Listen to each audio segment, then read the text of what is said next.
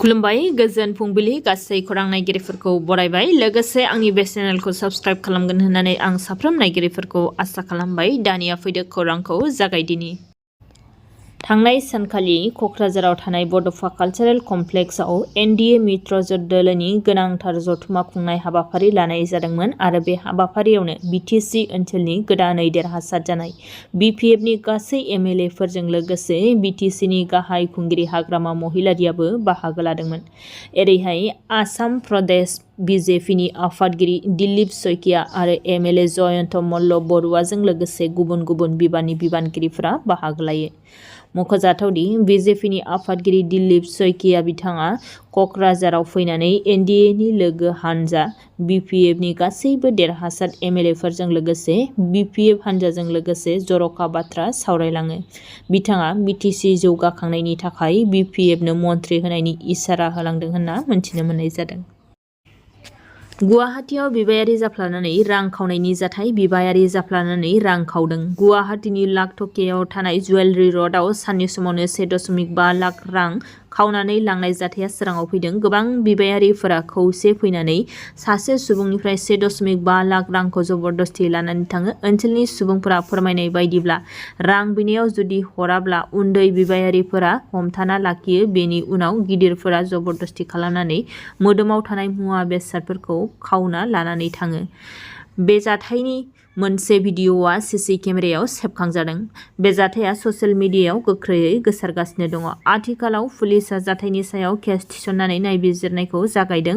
एरैहाय गुवाहाटीयावनो आरोबाव सिखाव खावनाय जाथाय।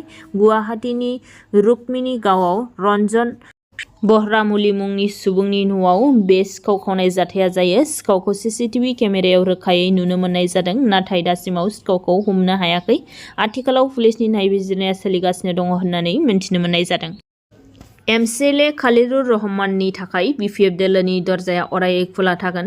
बे बाथ्राखौ खौरां बिजोङाव बिटिसिनि गाहाय खुंगिरि हाग्रामा महिलारिया बुंथिना होदों। बिथाङा फिन बिपिएफ दोलोआव फैफिननायखौ हास्थायदों। एमसिएलए खलिलुर रहमानखौ मख'नो गोनांदि थांनाय बिधानसभा बिसायख'थिनि सिगां बिपिएफ दोलोखौ नागारनानै एमसिएलए रहमाना बिजनी बिधानसभा बियाबाव उदां बिजाथि महरै बिसायख'थि गेलेदोंमोन आरो बै समाव रहमान बिथाङा जेब्ला बिपिएफ दोलोखौ नागारदोंमोन अब्ला बिथाङा बिपिएफ दोलोजों नासयजानायनि बाथ्रा बुंदोंमोन। बिथाङा बिपिएफनि सायाव एमएलए दारायनो बिबाबो होयैनि दुखुआव बिपिएफखौ नागारदों होनना फोरमायदोंमोन। एरैहाय सेउलि महिलारिनि बिबुंथि हाइ कामान्डनिसिम सेउलि महिलारिया मन्थ्रि मासि दाबि खालामनो थांखि लादों। आइजोफोरनि जानानै खामानि मावनो थाखाय बिथाङा मन्थ्रि बिबान लानो हास्थायदों होनना मिथिनो मोनदों।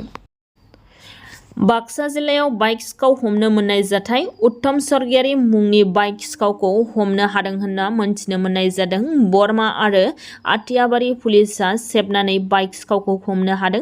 बरमा पुलिसआ स्रोद सुलुंनि गेजेरजों उत्तम स्वर्गियारिखौ खानायनि उनावनो बाइक सिखाव गेंनि गुबुन सोद्रोमाफोरखौबो हमनो हादों होनना मिथिनो मोननाय जादों। मिथिनो मोनबावनाय बायदिब्ला बरमायाव बाइक सिखावनि गेंफोरा बाइक खावनानै सुबुंफोरखौ गोबां उदखार खालामबोदोंमोन होनना मिथिनो मोननाय जादों।